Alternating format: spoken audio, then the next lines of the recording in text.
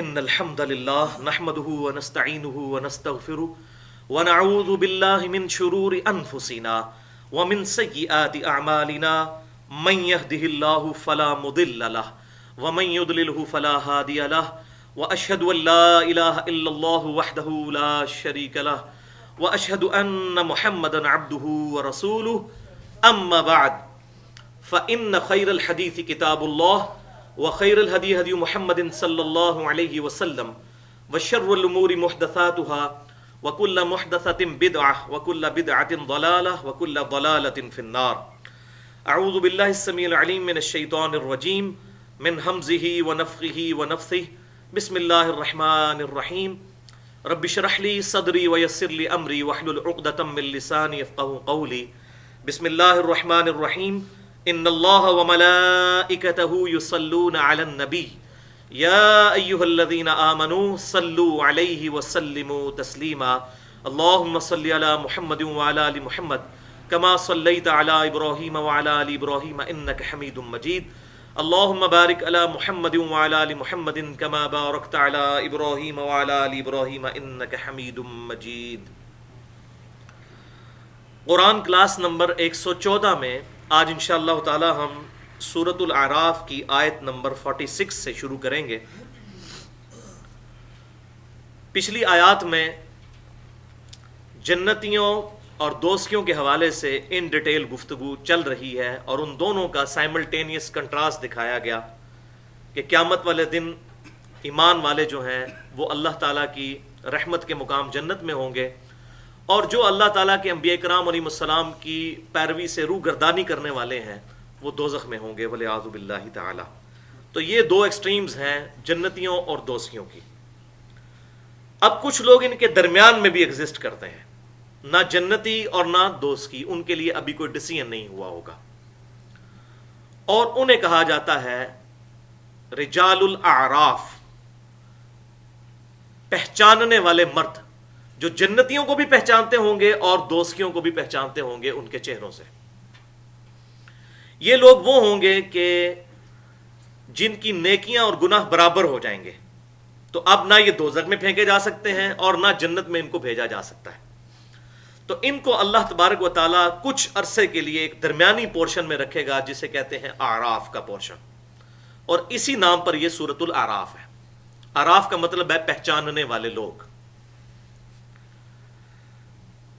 پھر اللہ تعالیٰ کی رحمت سے امید ہے کہ اللہ تعالیٰ جہاں پر دوزخیوں کو امام کائنات سید الاولین والآخرین شفیع المذنبین رحمت للعالمین سیدنا و مولانا امام اعظم محمد رسول اللہ صلی اللہ علیہ وسلم کی شفاعت کی برکت سے جنت تک رسائی عطا فرمائے گا، وہیں ان رجال الاعراف کو، اصحاب اعراف کو بھی جنت تک رسائی عطا فرما دے گا. لیکن پہلے وہ کم از کم لٹکے رہیں گے کچھ عرصے تک والعیاذ باللہ تعالیٰ. تو اب ان کا ذکر آ رہا ہے آیت نمبر 46 سے. بسم اللہ الرحمن الرحیم وبینہما حجاب، اور جنتیوں اور دوزخیوں کے درمیان ایک پردہ ہوگا، درمیان میں دائیں طرف جنتی اور بائیں طرف دوزخی.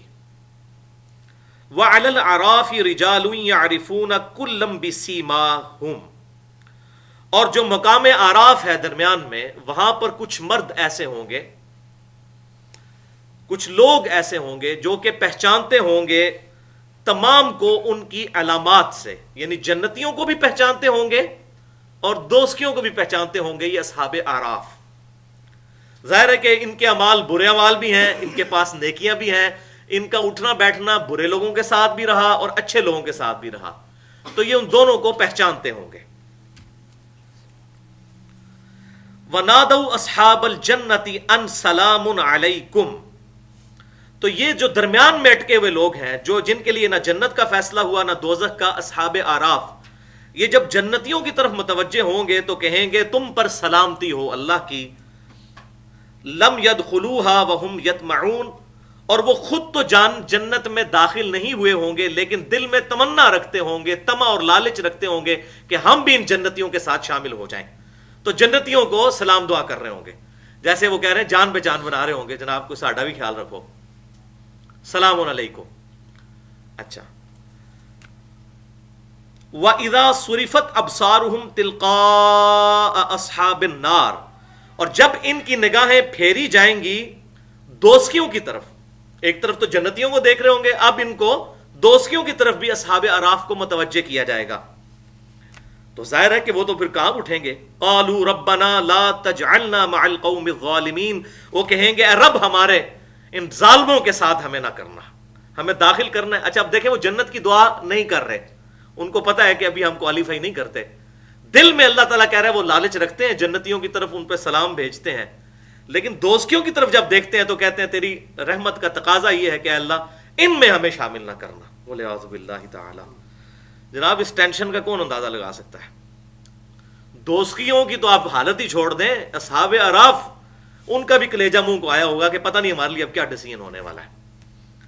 آپ کے سامنے جناب ایک زندہ انسان جل رہا ہو دنیا کی آگ کے اندر، انسان دیکھ نہیں سکتا، اور انسان کو یہ کنفرم نہ ہو کہ شاید میرے ساتھ بھی یہ معاملہ ہونے والا ہے، تو آپ اس کنڈیشن کو اس وقت ان کے کیا ان کے اوپر جو ہے وہ معاملات گزر رہے ہوں گے، کیا کیفیت طاری ہوگی، ان امیجنیبل ہے۔ استغفر اللہ واتوب الیہ۔ اچھا اس سے یہ بھی بات پتہ چلی کہ فزیکل فینومینا آف نیچر جو دنیا کے اندر ہے اس سے ذرا یہ ڈفرنٹ چیز ہے۔ اب جنت ظاہر ہے کہ وہ اتنی دور، پھر جنتیوں کو مخاطب کر رہے ہوں گے اور جنتی بھی سن رہے ہوں گے، کوئی سیٹلائٹ والا سسٹم بھی نہیں ادھر دوست کی، تو یہ سارا اس دنیا کے جو لاز ہیں وہاں پہ اپلیکیبل نہیں ہوں گے۔ وہاں جنتی دور سے بھی دوستیوں کے ساتھ بات کر سکتے ہیں اور دوست کی جنتیوں کے ساتھ بات کر سکتے ہیں، ایک دوسرے کو لائیو دیکھ سکتے ہیں، تو یہ اس دنیا کے قوانین نہیں ہیں، وہ آخرت میں اللہ تبارک و تعالیٰ ایسا معاملہ کرے گا ان کے ساتھ۔ ظاہر ہے جنت بھی اتنی بڑی اور دوزخ بھی پھر اتنی بڑی، اور پھر یہ ان سے بات کر رہے ہوں گے، کوئی ٹیلی فون پہ تو نہیں کر رہے ہوں گے، نہ ان کے پاس جا کے کر رہے ہوں گے، وہ تو دوزخ تو دور سے بھی چنگھاڑ اس کی کوئی سن نہیں سکتا، یہ حالات ہوں گے۔ تو اتنی دور سے کئی سال کی مسافت سے بھی ان کی آوازیں وہاں تک جائیں گی۔ بخاری اور مسلم میں آتا ہے کہ جنت کی خوشبو جو ہے وہ کتنے سال کی مسافت سے جو ہے وہ سونگھی جا سکے گی، لیکن کئی لوگ ہیں ان کو جنت کی خوشبو بھی نہیں پہنچے گی۔ اب اتنی دور جنت اور دوزخ ہوگی لیکن وہاں تک ان کی آوازیں پہنچ رہی ہوں گی اور ایک دوسرے کے ساتھ گفتگو بھی کر رہے ہوں گے، والعیاذ باللہ تعالی۔ وَنَادَى أَصْحَابُ الْأَعْرَافِ رِجَالًا يَعْرِفُونَهُمْ بِسِيمَاهُمْ، پہلے تو وہ جنتیوں سے خطاب کریں گے نا، اب وہی اصحاب اعراف جو ہیں وہ خطاب کریں گے دوزخیوں سے جن کو وہ ان کے چہروں سے پہچانتے ہوں گے۔ قالوا ما اغنى عنكم جمعكم وما كنتم تستكبرون، وہ کہیں گے کہ تمہیں کیا ہوا ہے کہ تمہیں جو دنیا میں جو کچھ تم نے جتھا جوڑا تھا اور جن چیزوں کے بارے میں تمہیں بڑا زوم تھا، ان پہ بڑا تکبر تھا کہ تم ان چیزوں کی وجہ سے، اس ساز و زمان کی وجہ سے قیامت والے دن اللہ کے حضور بچ جاؤ گے، آج وہ چیزیں تم سے کہاں جاتی رہی ہیں؟ تو اللہ تعالیٰ کو معاذ اللہ کوئی رشوت اور جان چھڑا لو، کدھر گیا؟ تمہیں یہ بڑا مان تھا، آگے چل کے آئے گا کچھ ہستیوں پہ ان کو مان تھا، تو وہ خود ہی کہیں گے آج وہ ہستیاں بھی ہمیں نظر نہیں آ رہی جن کے بارے میں ہم دنیا میں عقیدہ رکھتے تھے، یہ دھونس کے ساتھ ہمیں اللہ تعالیٰ کی بارگاہ میں بچا لیں گے، والعیاذ باللہ تعالی۔ اب یہ اہل جنت جو ہیں ظاہر ہے وہ تو بڑے اخلاق والے ہیں، وہ تو بیچارے سہمے ہوئے لوگ ہیں، وہ اس قسم کی گفتگو نہیں کر سکیں گے۔ اب وہ جو دوستیوں کو پھکی ملنی ہے نا، وہ مل رہی ہے پھکی اصحاب اعراف کے ذریعے سے۔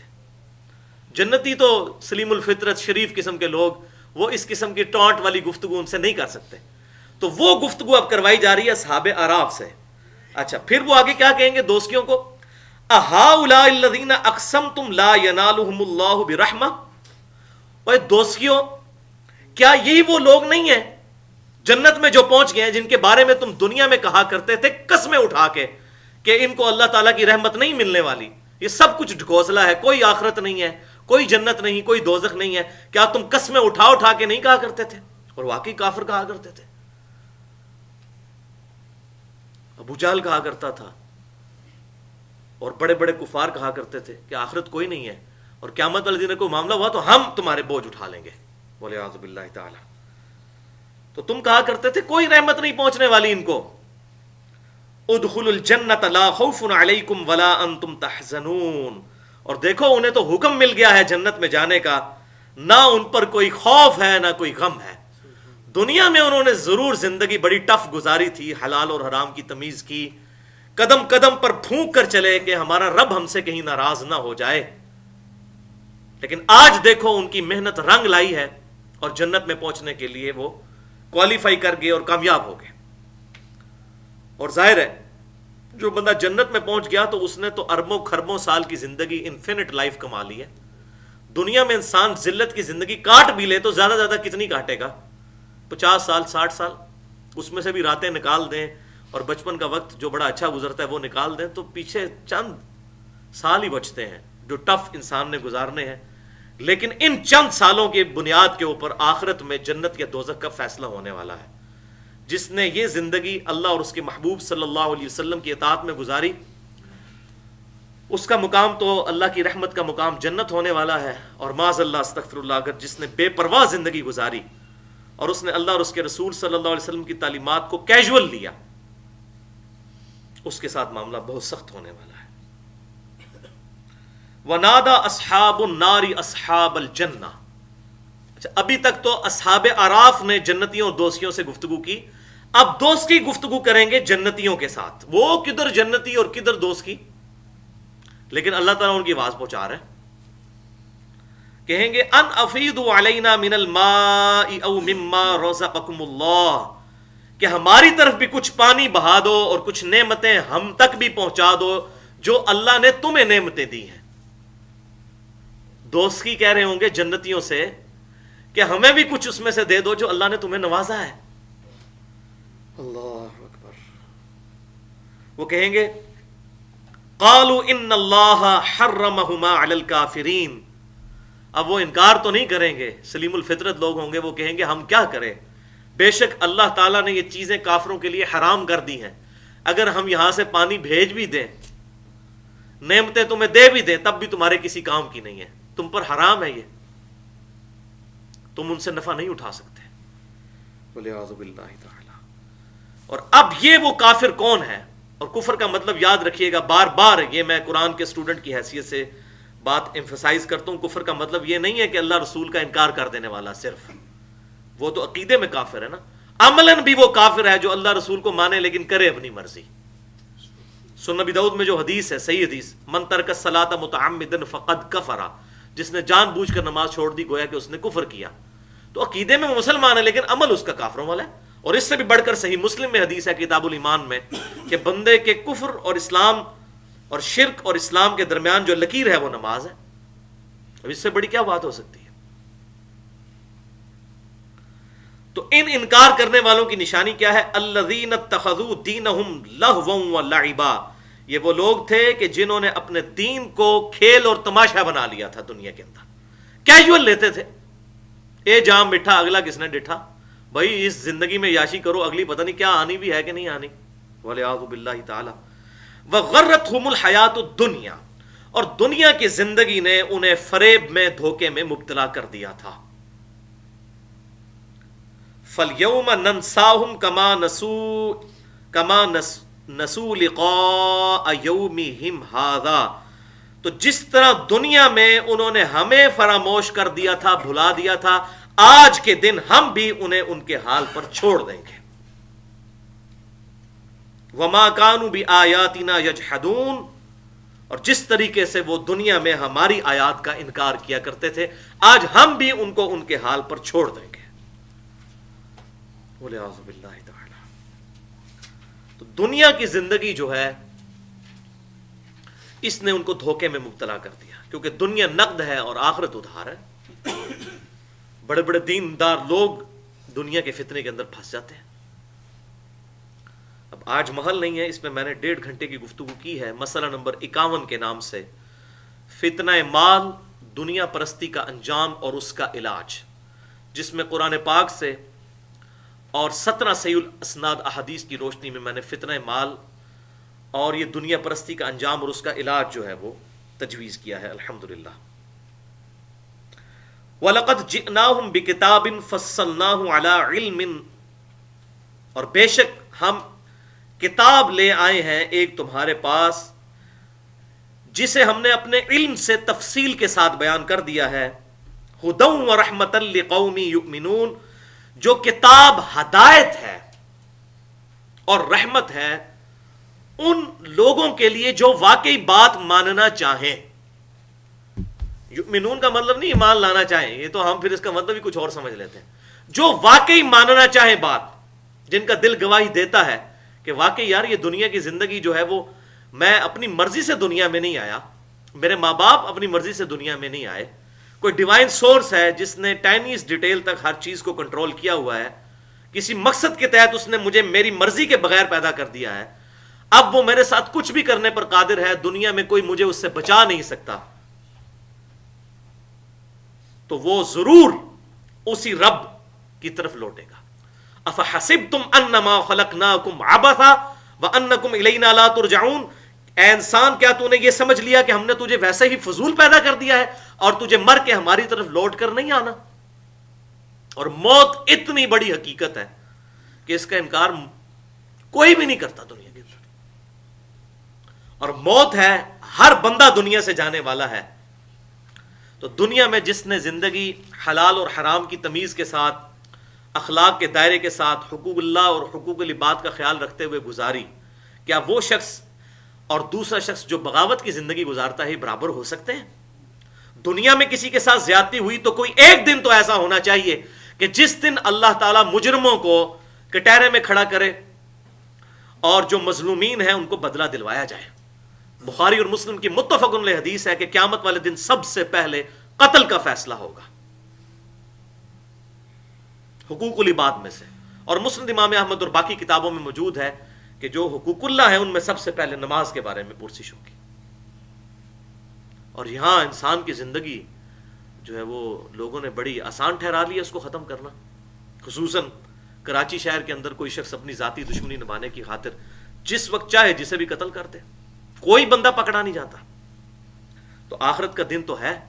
سنن ابی داؤد کے اندر حدیث ہے کہ آپ صلی اللہ علیہ وسلم فرماتے ہیں قیامت والے دن جو مقتول ہے وہ قاتل کو اس کے بالوں سے گھسیٹتا ہوا اللہ تبارک و تعالیٰ کے قریب ہوگا، یہاں تک کہ عرش کے قریب پہنچ جائے گا اور کہے گا اللہ مجھے آج بدلہ دلا، مجھے کس جرم کی سزا میں اس شخص نے قتل کیا تھا، مجھ سے میری زندگی چھینی تھی.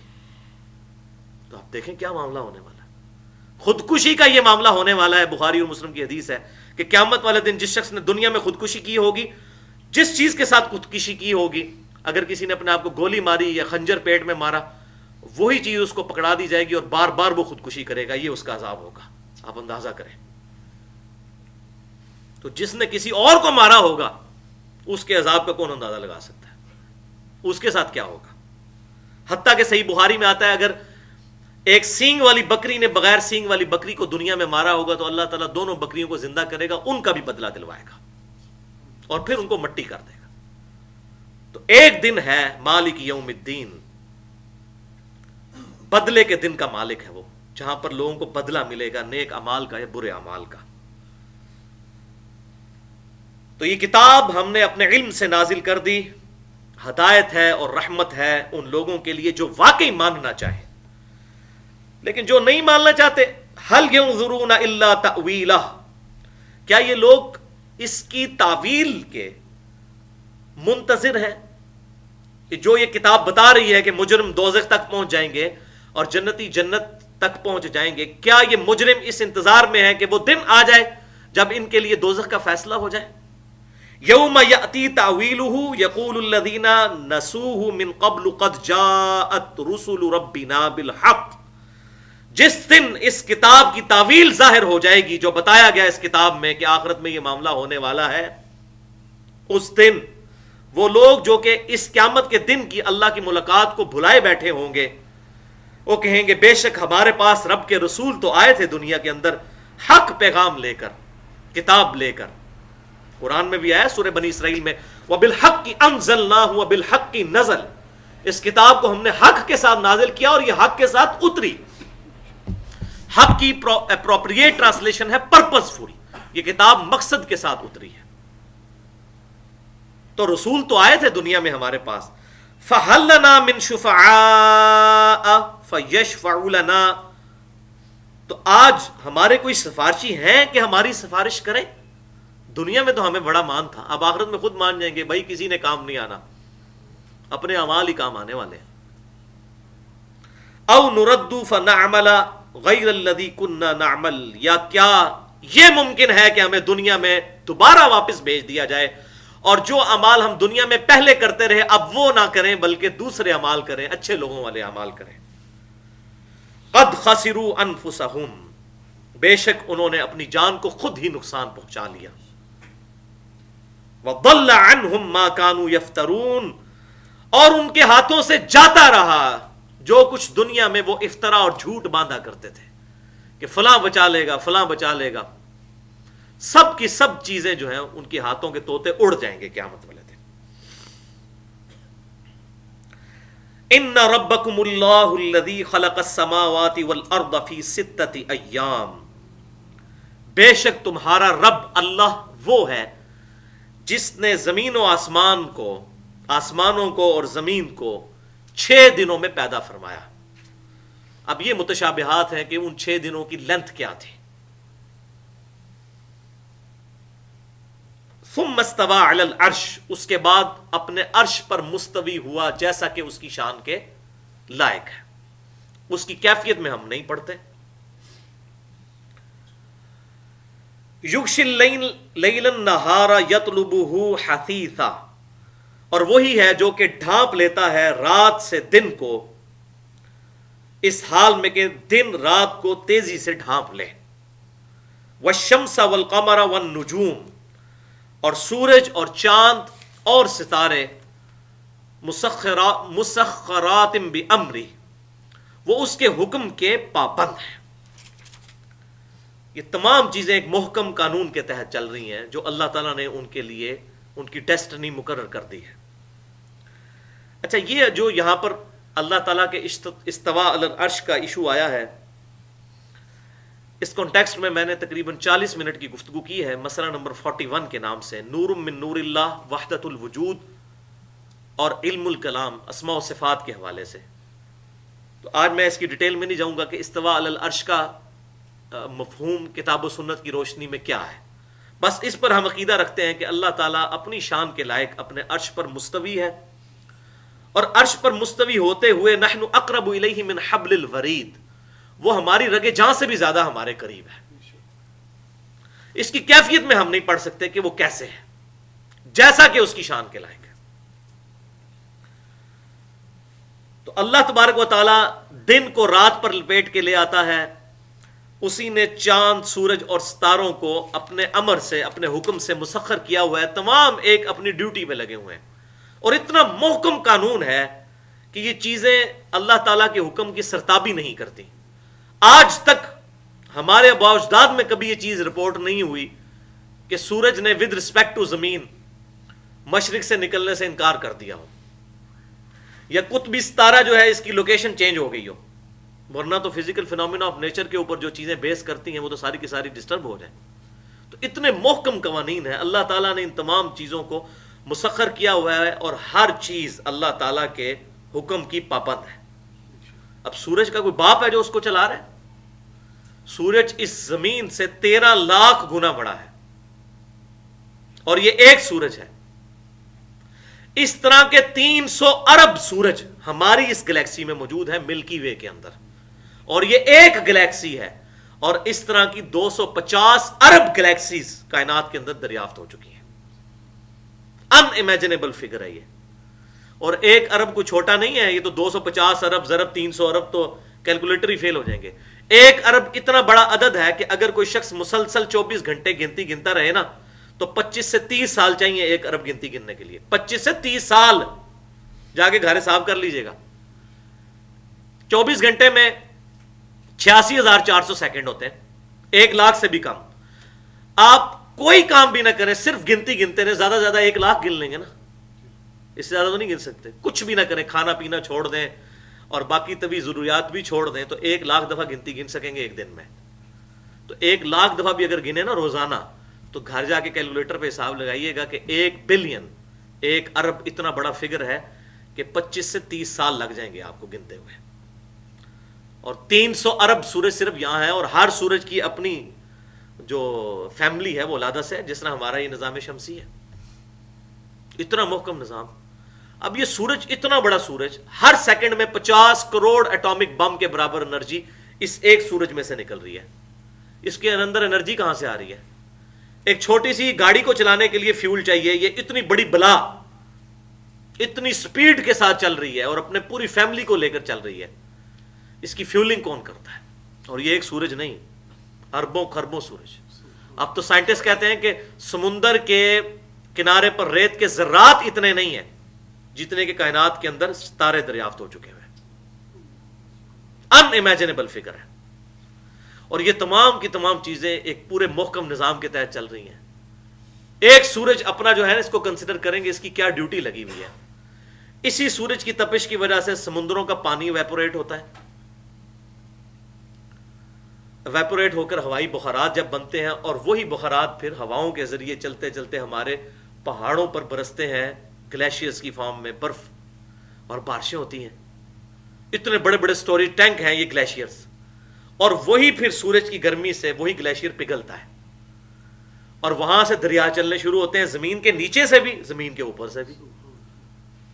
اور سارے کے سارے معاملات جو ہے اسی پانی پہ ڈیپینڈنٹ ہے. زمین سے پانی اگر نکلنا بند ہو جائے، آسمان سے پانی برسنا بند ہو جائے تو دنیا کولیپس کر جائے گی. کوئی چیز نہیں آپ کر سکتے. یہ ساری زندگی ڈیپینڈنٹ ہے پانی پہ، اور وہ سارے معاملات سورج کی اللہ تعالیٰ نے ایسی ڈیوٹی لگائی ہوئی ہے. اب وہ اپنی مرضی سے کر رہا ہے، اس کو تو خود بھی نہیں پتا کہ میرے ساتھ کیا ہو رہا ہے. تو ہر چیز اس کے حکم کی پابند ہے. اب یہ ساری باتیں بتانے کا مقصد یہ ہے کہ اے انسان، تجھے میں نے اختیار دیا نا، تو تو ہو گیا باغی. باقی میری کوئی مخلوق باغی نہیں ہے. جو کام میں نے اس کو اسائن کر دیا ہے وہ سے ہٹنے والی نہیں ہے.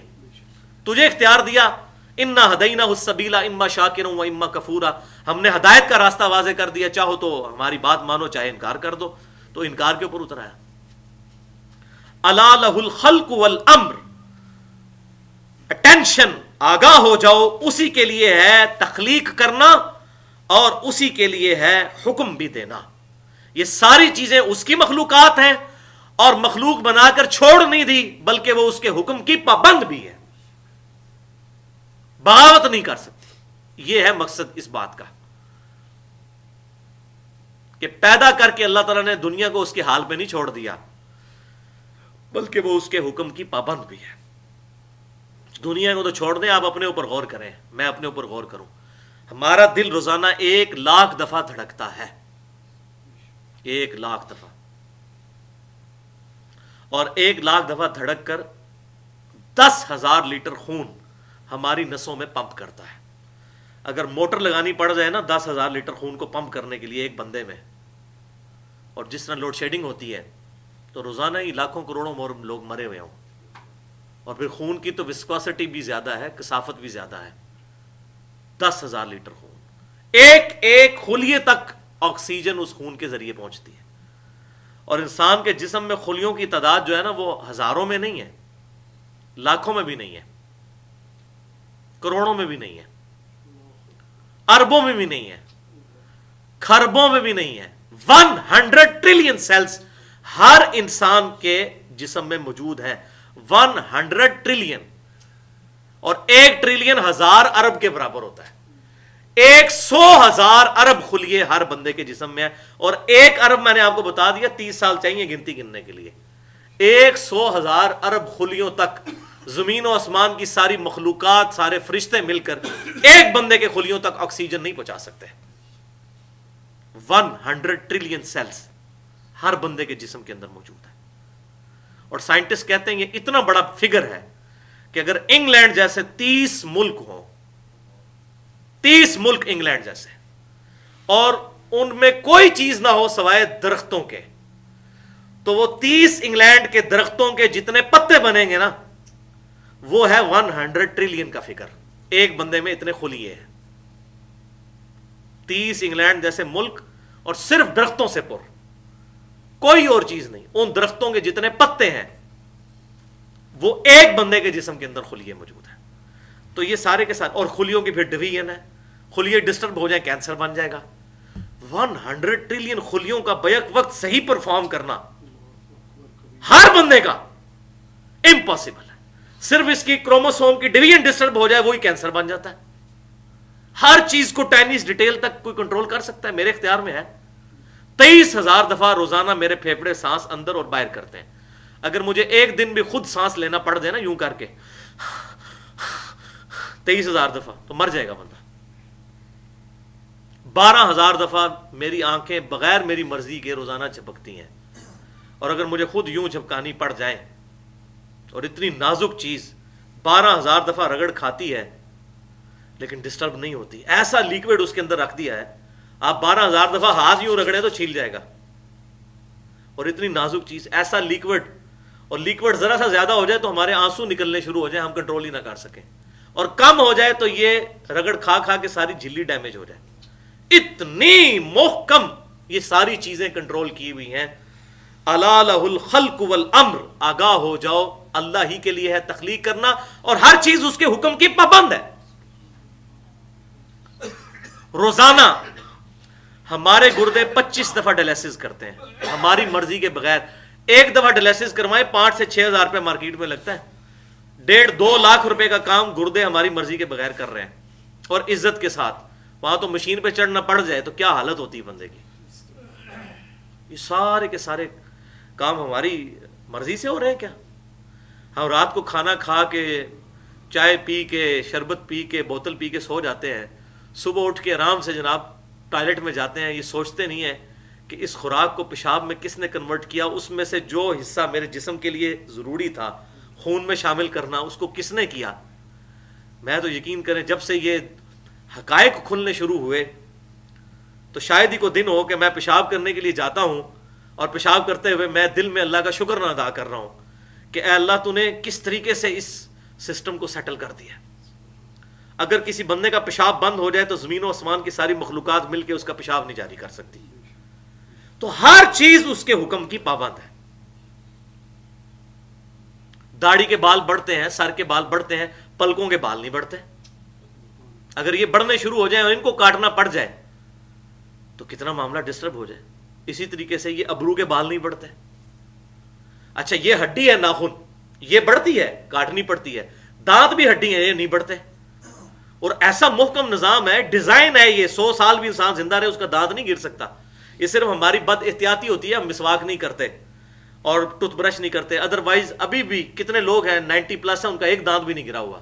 یہ 100 سال کے لیے اس ہڈی کو ڈیزائن کر دینا کہ مسلسل یہ چلتی رہے اور ڈیمیج نہ ہو، اور یہ بڑے بھی نہ، ورنہ یہ دانت کاٹنے پڑ جاتے جس طرح ناخن کاٹنے پڑتے ہیں تو کتنی مصیبت کھڑی ہو جاتی۔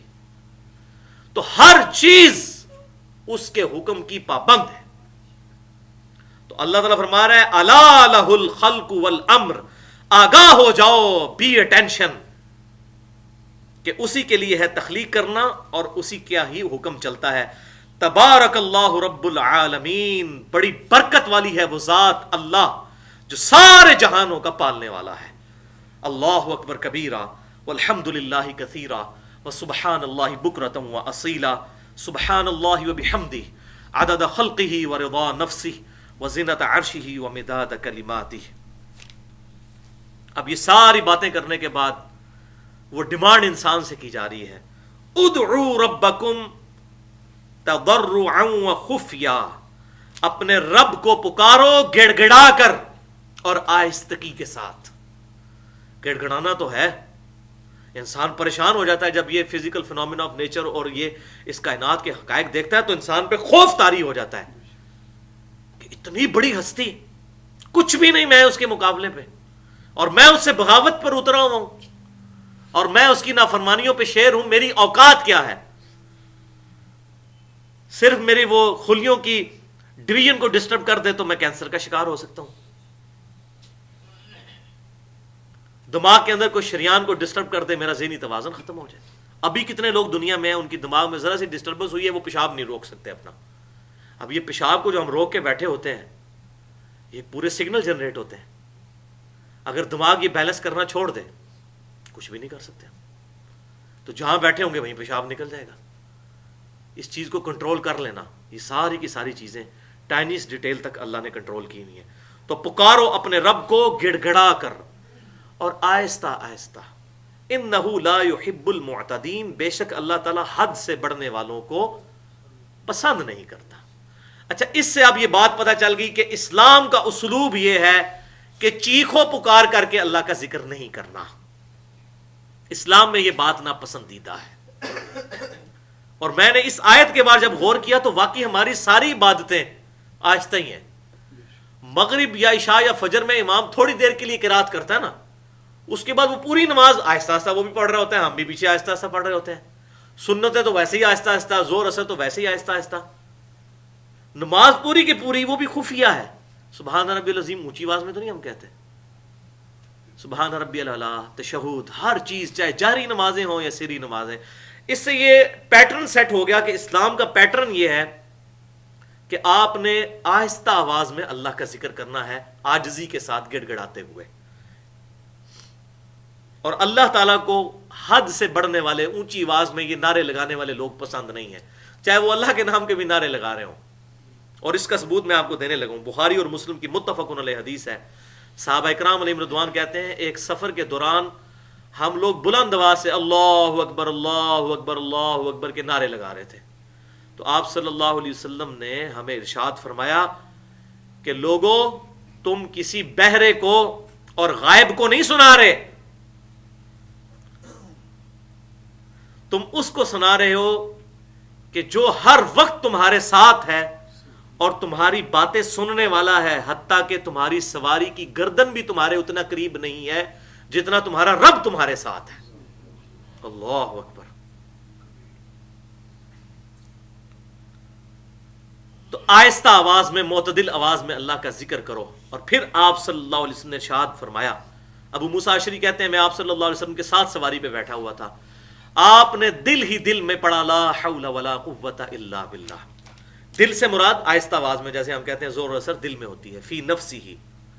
اچھا، اس حدیث کے بعد مجھے یہ بات بالکل کلیئر ہو گئی کہ وہ جو صحیح مسلم میں حدیث ہے کہ سیدنا ابو ہریرہ سے پوچھا گیا کہ امام کے پیچھے بھی ہم سورہ فاتحہ پڑھا کریں، آپ کہتے ہیں فاتحہ کے بغیر نماز نہیں ہوتی. حدیث قدسی بیان کرتے ہیں کہ نماز میں نے اپنے اور اپنے بندے کے درمیان برابر تقسیم کر لی ہے، تو امام کے پیچھے بھی ہم فاتحہ پڑھا کریں. تو سیدنا ابو ہریرہ نے کہا تھا اقرا بہا فی نفسک، آہستہ آہستہ امام کے پیچھے بھی تو ساتھ سورہ فاتحہ پڑھتا جایا کر.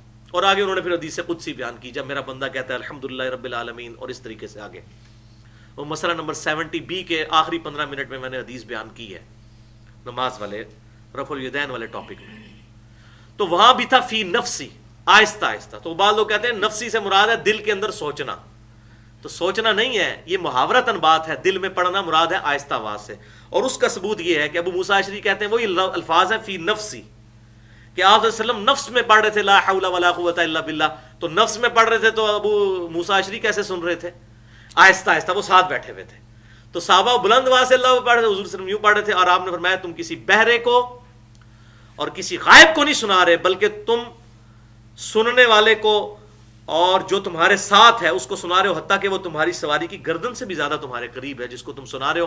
اور پھر آپ نے فرمایا کہ کیا میں تمہیں جنت کے خزانوں میں سے خزانہ عطا نہ کروں؟ تو صحابہ نے کہا یا رسول اللہ عطا کریں. تو فرمایا لا حول ولا قوت الا باللہ، یہ ہے جنت کا خزانہ جو ہم نے اپنے اذکار والے کارڈ میں بھی ڈالا ہے، کہ نہیں ہے ہمت نیکی کرنے کی مگر اللہ کی توفیق سے، اور نہیں ہے طاقت گناہوں سے بچنے کی مگر اللہ کی توفیق سے. لا حول ولا قوت الا باللہ، یہ اسم اعظم ہے، جنت کے خزانوں میں سے خزانہ. اور یہ حدیث بخاری اور مسلم دونوں میں موجود ہے. تو لہٰذا یہ اسلوب اسلام کا ہے، آہستہ آواز میں ذکر کرنا. نمازیں بھی ہم آہستہ ہی پڑھتے ہیں، اذکار بھی آہستہ کرتے ہیں، بہت بلند آواز کے ساتھ نہیں، الا یہ کہ کہیں پر آیا جیسے فرض نماز کے بعد بخاری اور مسلم کی متفق علیہ حدیث ہے، آپ صلی اللہ علیہ وسلم کی فرض نماز کا مکمل ہونا اللہ اکبر کی آواز سے پہچانتے تھے، لیکن وہ بھی گلا پھاڑ کے نہیں ہوتا تھا، اللہ اکبر. اسی طریقے سے جو قرات ہوتی ہے مغرب میں، عشاء میں، فجر میں، وہ بس اتنی ہی اونچی آواز ہونی چاہیے جتنے نمازی ہیں. یہ نہیں ہے کہ وہ شبینے ہو رہے ہوتے ہیں ہمارے ادھر انڈیا پاکستان اور بنگلہ دیش کے کلچر میں کہ وہ امام کے پیچھے تو 4 بندے نماز پڑھ رہے ہوتے ہیں اور پورا محلہ سن رہا ہوتا ہے اور پوری پوری رات وہ کرتے ہیں. اس طرح کے شبینوں کا ثواب تو نہیں، لیکن گناہ ضرور ہوگا، لوگوں کو تکلیف دینے والی بات ہے. وَلَا تُفْسِدُوا فِي الْأَرْضِ بَعْدَ إِصْلَاحِهَا، اور مت فساد مچاؤ زمین میں اس کی اصلاح کے بعد. یعنی اس زمین کو اللہ تعالیٰ نے اپنی نیچر پہ بڑا بیلنس بنایا ہے، بہت بیلنس ہے، ہر چیز اپنی نیچر پہ بڑے صحیح طریقے سے پرفارم کرتی ہے. لیکن جب تم اس کو ڈسٹرب کرنا شروع کر دیتے ہو تو فساد مچانا شروع کر دیتے ہو. توحید ہماری انسٹنکٹ کے اندر موجود ہے. جب تک کوئی باہر سے کسی کے ذہن میں فاسد خیالات نہ داخل کرے تو ہر بندہ اپنی فطرت پہ ہوتا ہے. انسان کو پتا ہے کہ مجھے پیدا کرنے والا ہے, اس کا اندر گواہی دیتا ہے. جب وہ اپنی لاچاری دیکھتا ہے کہ نہ میرے ماں باپ کا مجھ پہ کوئی اختیار پیدا کرنے میں, نہ ان کو پیدا کرنے میں ان کے ماں باپ کا کوئی اختیار, نہ دنیا کا نظام چلانے میں کسی کا کوئی اختیار. بچپن سے دیکھ رہے ہیں کہ بارش برس رہی ہے اور بارش زمین پہ جاتی ہے, ہم بیج بو کے سائڈ پہ ہو جاتے ہیں, اس میں سے فصل نکل آتی ہے, وہ کاٹ کے ہم کھاتے ہیں. ہمارا کوئی اختیار نہیں ہے اگر گندم نکلنے سے انکار کر دیں. یہ اتنا محکم نظام خود بخود چل رہا ہے, لیکن یہ کسی کے چلانے سے چل رہا ہے, خود بخود نہیں چل رہا. تو مت زمین میں فساد بچاؤ بعد اس کے کہ اس کی اصلاح کا اللہ تعالیٰ نے اس کو نیچر پہ اصلاح میں پیدا کیا ہے. وَادْعُوهُ خَوْفًا وَطَمَعًا, اور اس کو پکارو, اس رب کو پکارو خوف کے ساتھ اور امید کے ساتھ بھی. ہر وقت ڈرتے رہو کہیں میری گرفت نہ کرے, اور اللہ کی رحمت سے نا امید بھی نہ ہو. اپنی کوشش کرنے کے بعد امید بھی رکھو کہ اللہ تعالیٰ اپنی رحمت کی وجہ سے میرے ٹوٹے پوٹے اعمال کو بھی قبول کر لے گا اور قیامت والے دن مجھے اپنی رحمت کے مقام جنت میں انشاءاللہ داخل کرے گا. ان رحمت اللہ قریب من المحسنین, بے شک اللہ تعالیٰ کی رحمت قریب ہے نیکوکاروں کے. یہ ہے فلسفہ. ادھر جو جتنا بڑا گناہگار ہوتا ہے نا, جتنا بڑا بدماش ہوتا ہے, وہ کہتا ہے جی اللہ تعالیٰ بڑا غفور رحیم ہے جی. اب دیکھ لیں قرآن کا فلسفہ بالکل اپوزٹ ہے, بالکل اپوزٹ ہے. اب جس نے قرآن پڑھا نہیں ہے نا, اس کو تو یہ ساری باتیں پھر عجیب و غریب ہی لگیں گی نا. آپ کسی کو کہہ دیں کہ بھائی نیکی کرو گے تو پھر اس کا اجر ملنے والا ہے, تو وہ آپ کو کہہ دے گا جی آپ اللہ تعالیٰ کی رحمت کوئی نہیں مانتے. اللہ تعالیٰ چاہے تو اس کے بغیر بھی بخش سکتا ہے. بھائی اللہ تعالیٰ چاہے تو بغیر گندم کے بوئے بھی فصل نکال سکتا ہے, تو گندم کیوں بوتے ہو؟ اللہ تعالیٰ چاہے تو بغیر کھائے پیے بھی بھوک اور پیاس مٹا سکتا ہے, تو کیوں کھاتے پیتے ہو؟ اب ایک کسان جو ہے زمین میں ہل چلاتا ہے, پوری محنت کرتا ہے, کھاد بھی ڈالتا ہے, بیج بھی بوتا ہے, اس کے بعد وہ دعا کرتا ہے, اس میں پانی بھی لگاتا ہے, یا بارش کی وجہ سے جو ہے اس کو آبیاری ہوتی ہے, وہ پھر وہ امید رکھتا ہے کہ اس میں سے فصل نکلے گی. آپ مجھے ایمانداری سے بتائیں, کوئی نکھٹو سے نکھٹو بھی کسان, کوئی جاہل سے جاہل کسان, اس کا بھی یہ کنسیپٹ ہوگا کہ یار زمین میں ہل چلانے کی ضرورت کوئی نہیں, بیج بونے کی ضرورت کوئی نہیں, پانی کی ضرورت نہیں ہے, چپ کر کے اللہ تعالیٰ خود ہی اگا دے گا؟ نہیں. اس معاملے میں آپ دیکھیں کہ ہمیں بالکل یقین محکم ہے, لیکن آخرت کے معاملے میں ہم نے پتہ نہیں کہاں سے کنسیپٹ بنا لیا ہے کہ کوئی نیک عمل نہ بھی کرے تو اللہ تعالیٰ بخش دے گا. تو بھائی دنیا کے اندر جتنا آپ کا یقین ہے یا میرا یقین ہے, اس سے بڑھ کر آخرت کے بارے میں یقین رکھیں. وَلِعَاذُ بِاللَّهِ تعالیٰ اتنی موٹی کتاب جو بھرپور ہے اللہ تعالیٰ کی طرف سے وعیدوں سے, اور ہزاروں انبیاء کا دنیا میں آنا اور ان کا لوگوں کو ڈرانا آخرت کے دن کی جواب دہی سے, یہ فراڈ نہیں ہے, یہ ہو جانا ہے سب کچھ. تیرے رب کا عذاب واقع ہو کر رہنا ہے اور اس کو کوئی ٹالنے والا نہیں ہے. تو بے شک اللہ کی رحمت قریب ہے نیکوکاروں کے, محسنین کے, جو نیکی کرے گا. اچھا پھر بعض کا شیطان انسان کو وسوسہ دلاتا ہے جی نیکی جب کی پھر اللہ کی رحمت کی کیا ضرورت ہے, پھر تو اعمال کا بدلہ مل رہا ہوگا. نہیں بھائیو, کوئی شخص کتنی بھی نیکی کرے وہ پورے وثوق کے ساتھ یہ نہیں کہہ سکتا میں نے نیکی کا حق ادا کیا ہے. لہٰذا ہماری ان کمزوریوں کی کمپنسیشن اللہ کی رحمت سے ہوگی. حتیٰ کہ بخاری اور مسلم کی متفقن علیہ حدیث ہے, آپ صلی اللہ علیہ وسلم نے ارشاد فرمایا کوئی شخص اللہ کی رحمت کے بغیر جنت میں داخل نہیں ہو سکتا محض اپنے اعمال کی بنیاد پر. ایک صحابی نے بڑی جرت کر کے عرض کیا اللہ کے رسول کیا آپ بھی؟ اللہ اکبر. آپ نے فرمایا ہاں میں بھی, جب تک میرے رب کی رحمت مجھے ڈھانپ نہ لے میں بھی محض اپنے اعمال کی بنیاد پہ جنت میں داخل نہیں ہو سکتا. تو یہ دو ایکسٹریمز ہیں. ایک لوگ کہتے ہیں جی اعمال ہی اعمال, پھر تو اللہ تعالیٰ واجب ہے کہ جنت دے گا ہی دے گا, تو یہ بھی ایک ایکسٹریم ہے. اور دوسرا یہ کہ اعمال نہ بھی ہوں وہ رحمت سے بخش دے گا. یہ دونوں ایکسٹریم رویے ہیں. درمیان کا اعتدال والا راستہ ہے کہ اپنی طرف سے پوری کوشش کریں, باغی اللہ کے نہ ہو, پوری جان کھپا دیں اس کی رحمت کے حصول کے لیے, پھر انشاءاللہ اس کی رحمت کے حقدار بھی ہو جائیں گے انشاءاللہ. ورنہ جو لوگ جن کو جنت کی گارنٹیاں ملی ہوئی تھیں ان کا تو ایٹیٹیوڈ یہ نہیں ہوتا تھا. سیدنا عثمان غنی رضی اللہ تعالیٰ عنہ خلیفہ راشد, کم از کم 3 موقعوں پر انہیں جنت کی بشارت ملی. جامعہ ترمذی اٹھا کے دیکھیں، قبرستان جایا کرتے تو ان کی داڑھی آنسوؤں سے تر ہو جایا کرتی تھی. لوگ کہتے تھے حضرت آپ کے لیے تو جنت کی بشارت ہے. تو وہ کہتے تھے کہ قبر آخرت کی منزلوں میں سے پہلی منزل ہے، جس کی یہ منزل آسان ہوئی اس کی اگلی منزلیں بھی آسان ہوں گی. تو میں ڈرتا ہوں کہ میرے ساتھ کیا معاملہ ہوگا.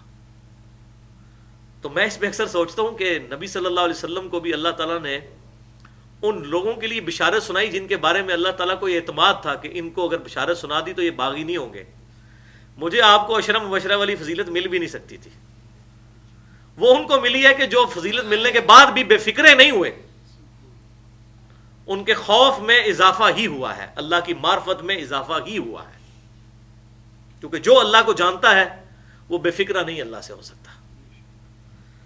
تو بے شک اللہ کی رحمت قریب ہے، لیکن نیکوکاروں کے، جو نیک سیرت لوگ ہیں ان کے لیے رحمت ہے.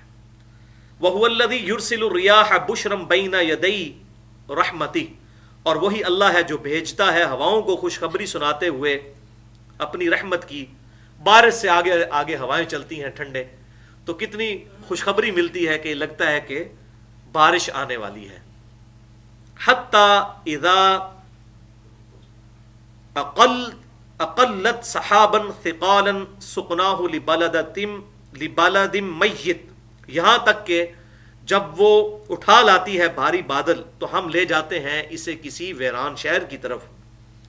فانزلنا به الماء فاخرجنا به من كل الثمرات، تو اس میں سے ہم پھر پانی اتارتے ہیں ان بادلوں میں سے، اور پھر اس پانی کی برکت سے زمین سے ہر طرح کی نباتات کو اگا لیتے ہیں، ہر طرح کے پھل کو، کھیتی کو اگا لیتے ہیں. کذالک نخرج الموتى، بالکل اس طریقے سے ہم مردوں کو بھی زمین سے اٹھا لیں گے. لعلکم تذکرون، اور یہ ساری چیزیں اللہ تعالیٰ نے تمہارے سامنے اس لیے کی تاکہ تم اس سے نصیحت حاصل کرو. فزیکل فینومینا آف نیچر کو دیکھو کہ وہ اللہ جو مردہ زمین میں سے پانی نازل فرما کے کھیتی نکال لیتا ہے، وہ مردوں کو بھی مرنے کے بعد زندہ کرے گا. یعنی حساب کتاب کا دن حق ہے، ہو کر رہنا ہے.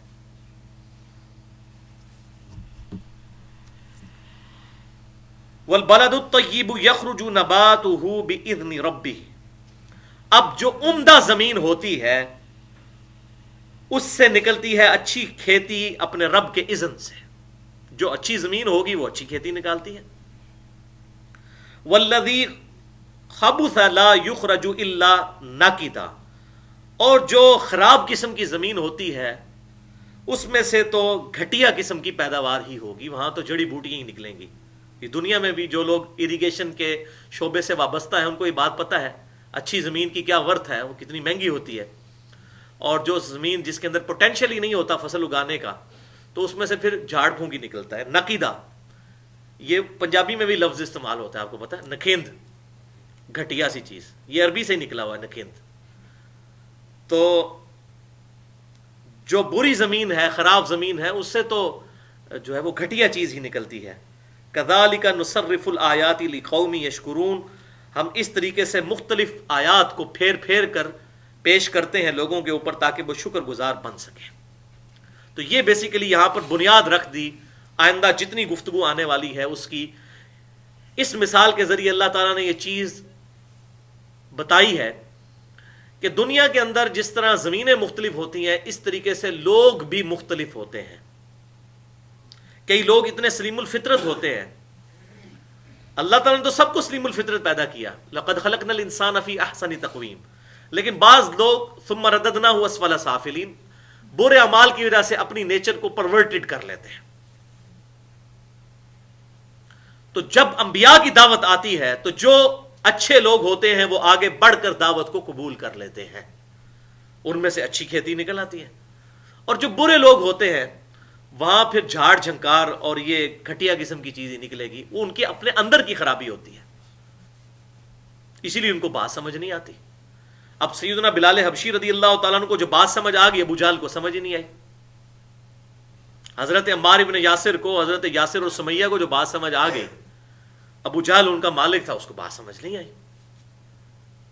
تو جب نیچر پرورٹڈ ہو جائے، انسان مس کر لے اپنی نیچر کو، تو پھر وہ اندر کی پلیدی ہے وہ باہر آئے گی. اچھی زمین کے اوپر جب بارش پڑے گی تو اس میں سے اچھی فصل نکلے گی, اور گندگی کے ڈھیر کے اوپر کیا ہوگا؟ بدبو ہی اور تعفن پھیلے گا. اس میں بارش کا قصور نہیں ہے بلکہ وہ زمین کا قصور ہے, اور وہ زمین بھی خود انہوں نے خراب کی. اللہ تعالیٰ نے معاذ اللہ استغفر اللہ لوگوں کو زبردستی دوزخ کے لیے نہیں پیدا کیا. یہ بات بھی سمجھیے گا. اگر زبردستی بات ہوتی تو مجھے بتائیے, خالد ابن ولید رضی اللہ تعالیٰ عنہ جو پوری زندگی حضور صلی اللہ علیہ وسلم کی مخالفت کرتے رہے, اینڈ پہ انہوں نے بھی اسلام قبول ہی کر لیا صلح حدیبیہ کے بعد. اور میں اکثر سوچتا ہوں کہ اتنی جنگوں سے زندہ بچ جانا بہت بڑا معجزہ ہے. ابو سفیان ساری جنگوں میں غزوہ بدر کے علاوہ شریک تھا اور مارا نہیں گیا, مارا گیا تو دوزخ میں جاتا. اتنے زیادہ سرکمسٹانسز سے ہوتا ہوا الٹیمیٹلی اس نے ایمان قبول کر لیا. اور صحابہ کرام علیہم رضوان کو اس کا ایمان قبول کرنا اچھا نہیں لگا کہ پوری زندگی مخالفت کرتا رہا. حتیٰ کہ صحیح مسلم میں ایک حدیث میں پڑھ کے حیران ہو گیا کہ حضرت بلال حبشی رضی اللہ تعالیٰ عنہ ابو سفیان سے کہنے لگے, ابو سفیان تجھے اللہ نے ہماری تلوار سے محفوظ کیا, اگر ہم پر ہوتے تو ہم تجھے نہ چھوڑتے جس طریقے سے تو نے مسلمانوں کو اذیتیں دی ہیں. تو حضرت ابوبکر صدیق رضی اللہ تعالیٰ نے حضرت بلال کو ڈانٹا کہ مکے کا سردار ہے, اب اس نے اسلام قبول کر لیا, تم اس کے ساتھ ایسی گفتگو نہ کرو. پھر نبی صلی اللہ علیہ وسلم کے پاس گئے اور وہاں جا کر عرض کی, اے اللہ کے رسول صلی اللہ علیہ وسلم, بلال نے دیکھیں کیا حرکت کی ہے, اس نے اس طرح ابو سفیان کو کہا. اب میں اور آپ یہ سمجھ رہے ہوں گے کہ حضور صلی اللہ علیہ وسلم نے حضرت ابوبکر صدیق کو انڈورس کیا ہوگا کہ بھئی تو نے بالکل ٹھیک کیا. حضور نے فرمایا, بلال سے جا کر معافی مانگ, تو نے اس کا دل دکھایا ہے. اللہ اکبر کبیرہ. حضور کو بھی یہ بات پتا تھی کہ میں نے جو واشی کا ایمان قبول کیا, ابو سفیان کا ایمان قبول کیا, بالمؤمنین رؤوف الرحیم, بلکہ وما ارسلناک الا رحمۃ للعالمین, اس کے تقاضے کے تحت کیا, ورنہ دنیا کے کسی قانون میں ان کا ایمان قبول کرنا بنتا نہیں تھا. لیکن آج ہم حضرت واشی کو بھی, ابو سفیان کو بھی, یا ایون حضرت معاویہ رضی اللہ تعالیٰ عنہ, سب کو رضی اللہ تعالیٰ عنہ کہتے ہیں. الحمدللہ, اللہ ان سے راضی ہو. تو یہ زمینیں مختلف ہوتی ہیں اور وہاں سے پھر اس قسم کی چیزیں نکلتی ہیں. اب یہ ساری تمہید بنائے گی. اس کے بعد اب مسلسل انٹرسٹنگ پورشن اس سورت کا شروع ہو رہا ہے, اور وہ ہے رسولوں کے حالات. تذکیر بایام اللہ, جو میں نے سورۃ الانعام کے تعارف میں بتایا تھا کہ قرآن کی آیات کا ایک حصہ ہے تذکیر بایام اللہ, اللہ کے بڑے بڑے دنوں کے ذریعے نصیحت کرنا. کہ بڑی بڑی قومیں تھیں دنیا میں, ان کی طرف پیغمبر آئے, اے مشرکین مکہ تم سے پہلے بھی, لیکن انہوں نے جب اپنے نبیوں کی دعوت قبول نہیں کی تو دیکھو ان کا انجام کیا ہوا. تو یہاں پر 6 رسولوں کا ذکر آئے گا. ابراہیم علیہ السلام کا ذکر اس سے پچھلی سورۃ الانعام کے اندر ڈیٹیل سے گزر چکا. تو 6 رسولوں کا ذکر یہاں پر آئے گا. 3 ابراہیم علیہ السلام سے پہلے جو گزرے, اور 3 ابراہیم علیہ السلام کے بعد, یا ایک ان میں سے ان کے زمانے میں. پہلے جو گزرے ان میں پہلے نمبر پر حضرت نوح علیہ السلام, جن کے دور میں باقاعدہ طور پر پہلی دفعہ شرک ہونا شروع ہوا. حضرت نوح علیہ السلام سے پہلے آدم علیہ السلام سے نوح علیہ السلام تک کوئی شرک نہیں تھا. اس شرک نام کی کوئی چیز موجود نہیں تھی. پہلی قوم جس نے شرک کیا اللہ تعالیٰ کے ساتھ وہ نوح علیہ السلام کی قوم ہے, ان کا ذکر آئے گا. اس کے بعد سیدنا ہود علیہ السلام کی قوم کا ذکر آئے گا, قوم عاد کا. اور پھر اس کے بعد سیدنا صالح علیہ السلام کی قوم کا, قوم سمود کا ذکر آئے گا. یہ ان کی زمانی ترتیب ہے. یہ تینوں جو ہے پری ابراہیمک قومیں ہیں, ابراہیم علیہ السلام سے پہلے. ابراہیم علیہ السلام کو آپ سمجھ لیں تقریباً 5,500 سال گزر چکے ہیں, اور اس سے بھی یہ پہلے کی تھی. نوح علیہ السلام, اس کے بعد ہود علیہ السلام, اور پھر صالح علیہ السلام. اور یہ بھی سارے وہ عرب کے ایریا کے رسول تھے. ان کا ذکر اس لیے کیا کہ عرب کے لوگ ان سے واقف تھے, کیونکہ اللہ تعالیٰ نے امت کا امام تو عربیوں کو بنایا, بنو اسماعیل کو, بنی اسرائیل کے بعد قیامت تک کے لیے. تو وہاں سے یہ دعوت پھیلنی تھی, تو لہٰذا ان سے وہ بات کی گئی جو ان کو پتا تھی. ویسے تو اللہ تبارک و تعالیٰ نے دنیا کے ہر حصے میں کوئی نہ کوئی پیغمبر اور رسول بھیجا. وَإِن مِّن أُمَّةٍ إِلَّا خَلَا فِيهَا نَذِيرٌ, قرآن پاک میں آتا ہے کوئی امت ایسی نہیں گزری جس میں کوئی ڈر سنانے والا نہ آیا ہو. ہر جگہ آیا, لیکن یہ پرٹیکولرلی چونکہ عرب کو امام بنانا تھا اور یہاں سے یہ دعوت اٹھنی تھی. اور آپ دیکھیں وہ دعوت کیسے اٹھی کہ چند سالوں کے اندر دونوں دنیا کی سپر پاورز گرا دی. اور پوری دنیا کے اندر ایک ایکسپلوژن ہو کے یہ دعوت اسلام کی پہنچ گئی. تو ایک بجلی ان میں بھرنی تھی, ان کو انہی کے علاقوں کے پیغمبروں کی بات کی گئی. 3 پیغمبر جو ہیں, 3 رسول جو ہیں وہ پری ابراہیمک ہیں, اور رسول وہ ہوتے ہیں کہ جو دعوت لے کر آتے ہیں اور اس کے بعد چیلنج دیتے ہیں کہ اگر ہماری دعوت قبول نہ کی تو اللہ کا عذاب آ جائے گا. وہ ہوتے ہیں رسول. نبی یہ دعوت نہیں دیتا. یوسف علیہ السلام نبی تھے, آپ سورہ یوسف پوری کھول کے دیکھ لیں, کہیں انہوں نے نہیں کہا کہ اگر تم میرے پر ایمان نہیں لائے تو اللہ کا عذاب آ جائے گا, کوئی ایسی بات نہیں. لیکن رسول جو ہے وہ دعوت اس طرح دیتا ہے کہ اگر مجھے مانو گے تو حق اور باطل کے درمیان میں فرق ہو, مانو گے تو اللہ تعالیٰ تمہیں بچا لے گا, ورنہ دنیا پہ عذاب آ جائے گا اللہ تعالیٰ کا تم پر. تو رسول وہ ہوتا ہے. تو 3 پری ابراہیمک رسول, نوح علیہ السلام اور ہود علیہ السلام اور صالح علیہ السلام, اور 3 ابراہیم علیہ السلام کے بعد ایک ان کے اپنے زمانے کے اندر سیدنا لوط علیہ السلام جو بھتیجے تھے حضرت ابراہیم علیہ السلام کے, اور اس کے بعد ابراہیم علیہ السلام کی اولاد میں سے سیدنا شعیب علیہ السلام دوسرے رسول, اور تیسرے رسول جو ہے سیدنا موسیٰ علیہ السلام. تو یہ 6 رسولوں کے حالات یہاں پر اب ان ڈیٹیل آئیں گے, تاکہ عرب کی قوم جو ان سے واقفیت رکھتی تھی, اس میں صرف موسیٰ علیہ السلام تھوڑے سے ہٹ کے مصر کی سائڈ پہ تھے, ادروائز باقی تمام اسی عرب کے ایریے کے اندر وہ رسول تھے, اور ان کے قومیں جو ہلاک ہوئیں ان کے کھنڈرات اس وقت وہاں موجود تھے, اور وہ تجارت کے سفر کے دوران ان کھنڈرات کو دیکھا کرتے تھے. ایون آج بھی وہ موجود ہیں. یہ ایک ویڈیو انڈیا کے چند علماء نے, کچھ اسکالرز ہیں پی ایچ ڈی قسم کے, انہوں نے بنائی قرآن کے تاریخی مقامات. اس میں جو قوم عاد کے, قوم سمود کے مساکن ہیں, جو پہاڑ تراش تراش کے بڑے بڑے وہ محل بنایا کرتے تھے, آج تک عرب میں موجود ہیں, وہ انہوں نے دکھائے ہیں وہاں پر جا کر. فزیکلی وہ ویڈیوز بھی موجود ہیں. آپ یوٹیوب پہ بھی لکھیں نا قرآن کے تاریخی مقامات, اس کی CD بھی مل جاتی ہے. تو یہ تمام کی تمام چیزیں. لقد ارسلنا نوحا الی قومہ, بے شک ہم نے نوح علیہ السلام کو بھیجا ان کی قوم کی طرف. فقال یا قوم اعبدوا اللہ ما لکم من الہ غیرہ, تو انہوں نے کہا اے میری قوم اللہ کی عبادت کرو, اس کے سوا تمہارا کوئی معبود نہیں ہے. یہ بنیادی دعوت توحید کی. وَلَقَدْ بَعَثْنَا فِي كُلِّ أُمَّةٍ رَسُولًا أَنِ اعْبُدُوا اللَّهَ وَاجْتَنِبُوا الطَّاغُوتَ, ہم نے ہر قوم میں کوئی نہ کوئی رسول اٹھایا ایک ہی بنیادی دعوت کے ساتھ, عبادت کرو اللہ کی, اور اللہ کے مخالفت پہ جو طاغوت ہے اس کی نفی کرو.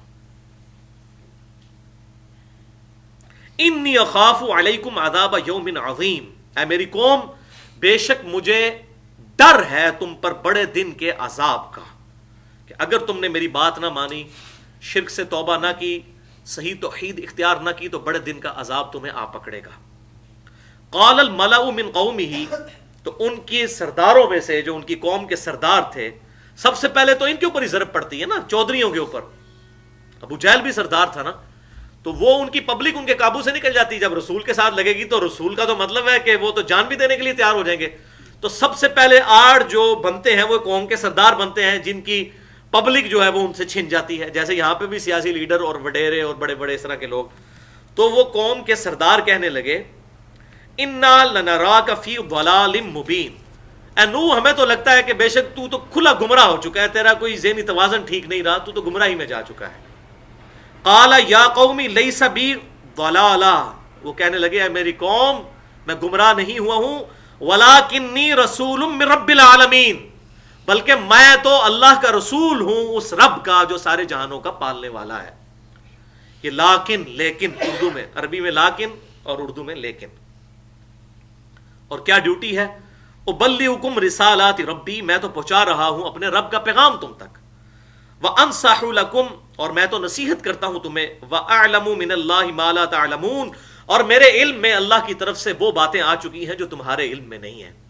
تم جاہل ہو چکے ہو آخرت کے بارے میں, بھلا چکے ہو آخرت کے دن کو, لیکن اللہ تعالیٰ نے مجھے چن لیا ہے تم ہی میں سے کہ مجھے وہ تمام علم کی باتیں سکھا دی تاکہ میں تم تک یہ بات پہنچاؤں. اوا عجبتم ان جاءکم ذکر من ربکم, کیا تم تعجب کرتے ہو اسی بات پر کہ تمہارے پاس تمہارے رب کی طرف سے نصیحت آ گئی. نوح علیہ السلام کو جو اللہ تبارک و تعالیٰ نے دعوت حق دے کر بھیجا. علی رجل منکم, ایک ایسے مرد پر جو تم میں ہی تھا. لینذرکم تتقوا ولعلکم ترحمون، تاکہ وہ تمہیں ڈر سنائے اور تم بچ جاؤ، اور تاکہ تم پر رحم کیا جائے، آخرت کے دن کی جواب دہی سے بچ جاؤ نبی کی پیروی کر کے۔ اب اس میں مشرکین عرب کی طرف بھی اصل میں اشارہ ہے کہ تم کوئی پہلی قوم نہیں ہو جنہوں نے اپنے پیغمبر کو جھٹلایا ہے۔ نوح علیہ السلام 950 سال تک تبلیغ کرتے رہے، سورہ نوح پڑھ کے دیکھیں کس طریقے سے ان کو تکلیفیں اٹھانی پڑی دعوت کے لیے۔ تو اگر ہمارے محبوب صلی اللہ علیہ وسلم کے ساتھ تمہارا یہ ایٹیچیوڈ ہے تو تم سے پہلے بھی جتنے رسول ہم نے کسی قوم میں بھیجے ان کے ساتھ تمہاری طرح کے سردار یہی سلوک کیا کرتے تھے۔ فَكَذَّبُوهُ، تو انہوں نے نوح علیہ السلام کو جھٹلا دیا، فَأَنْجَيْنَاهُ وَالَّذِينَ مَعَهُ فِي الْفُلْكِ، تو ہم نے نجات دے دی نوح علیہ السلام اور ان کے ساتھ جو ایمان والے تھے، ایک کشتی میں ان کو بچا لیا۔ وَأَغْرَقْنَا الَّذِينَ كَذَّبُوا بِآيَاتِنَا، اور ہم نے غرق کر دیا ان لوگوں کو جو ہماری آیات کو جھٹلا دیتے تھے، ٹھٹا اور مذاق بنایا کرتے تھے کہ کوئی عذاب نہیں آنے والا، ان کو ہم نے واقعی اس ٹھٹا اور مذاق کا سبق دنیا میں سکھا دیا کہ ان پر عذاب آ گیا۔ اِنَّهُمْ كَانُوا قَوْمًا عَمِينَ، بے شک وہ لوگ اندھے ہو چکے تھے، دل کے اندھے ہو چکے ہوئے تھے، وَلِعَاذُ بِاللَّهِ تَعَالَى۔ تو یہ نوح علیہ السلام کا ذکر انشاءاللہ اب آگے ڈیٹیل کے ساتھ، اس کے بعد ہود علیہ السلام کا ذکر، پھر صالح علیہ السلام کا ذکر، پھر لوط علیہ السلام، شعیب علیہ السلام، اور پھر الٹیمیٹلی موسیٰ علیہ السلام کا ذکر بہت ڈیٹیل کے ساتھ آئے گا۔ اس کی وجہ یہ ہے کہ یہ صورت متصل ہجرت مدینہ سے جسٹ پہلے نازل ہوئی، نبی صلی اللہ علیہ وسلم کو ذہنی طور پر تیاری کی جا رہی تھی آپ کی اور صحابہ کرام کی کہ اب تمہیں مکے میں تو یہودیوں سے واسطہ نہیں پڑا، مدینے میں یہودیوں سے واسطہ پڑے گا، تو تم تیاری کر لو کہ بنی اسرائیل کی تاریخ کیا تھی۔